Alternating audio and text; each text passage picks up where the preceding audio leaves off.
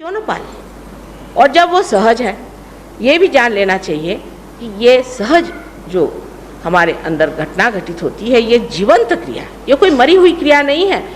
जैसे कि आप एक बीज है, उसको पनपाना चाहते हैं, अगर उसको आप इस माँ की गोद में डाल दीजिए तो अपने आप उसके अंदर अंकुर आ जाते हैं। उसके लिए कौन सी आप तनख्वाह देते हैं इस माँ को जो रात दिन मेहनत करती है, या उसे कौन सा आप रुपया पैसा देते हैं, या कौन आप सर के बल खड़े होते हैं? ये तो उसकी माँ की अपनी शक्ति होती है, जिसके दम पर वो अपने आप से ही अंकुरित हो जाता है।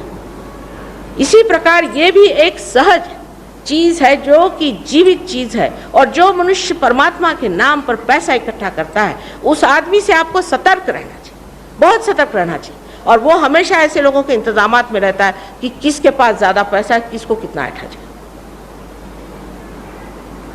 हम लोगों को सोचना चाहिए कि जो आदमी परमात्मा की बात करता है, उसकी नज़र ही पैसे पे नहीं रहती। उसको क्या मतलब है कि आपके पास कितना पैसा है, कितना नहीं। वो तो ये देखता है आपके पास धर्म की संपदा कितनी है और आप कितनी परमात्मा को पा सकते हैं। लेकिन हम इस चक्करबाजी में इतने ज़्यादा फंसे हुए हैं कि हम सोच भी नहीं सकते कि इससे परे कोई चीज़ हो सकती है। दूसरा और भी चक्कर हमारे यहाँ चलता है कि कोई अगर आदमी सोशल वर्क करता है, जो कि किसी के अस्पताल खोल दिया, किसी की बीमारी ठीक कर दी, स्कूल खोल दिया, यह कोई परमात्मा के काम है? ये तो मनुष्य के काम है, या आपके सामाजिक कार्य आप करें, इससे कोई परमात्मा को मतलब नहीं। लेकिन जब कोई परमात्मा का आदमी ठीक करता है तो उसे ज़रूरी नहीं अस्पताल खोले, वो तो एक नज़र में भी आपको ठीक कर सकता है।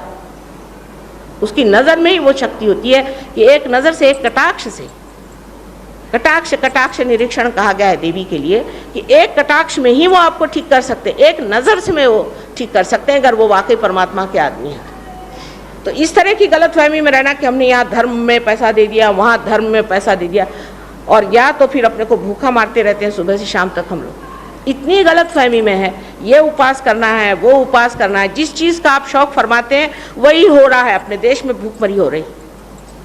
मैं किसी से कहूँ कि भाई क्यों उपास करते हो परमात्मा के नाम पर, क्यों उसको दुख देते हो? खासकर माँ को तो बहुत दुख होता है। अगर माँ से झगड़ा हो जाए तो हम कहते चलो आज खाना बंद। बस माँ को उससे बढ़ के और दुखदायी क्या चीज़ कि मेरे बच्चे ने नहीं खाया होगा, उसके प्राण निकाल डाले आप।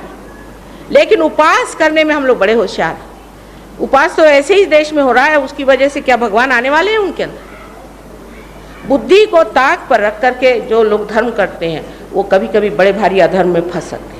इसलिए बुद्धि को त्यागना नहीं चाहिए। लेकिन भक्ति का मतलब ये नहीं कि पागल जैसे माला जप रहे हैं।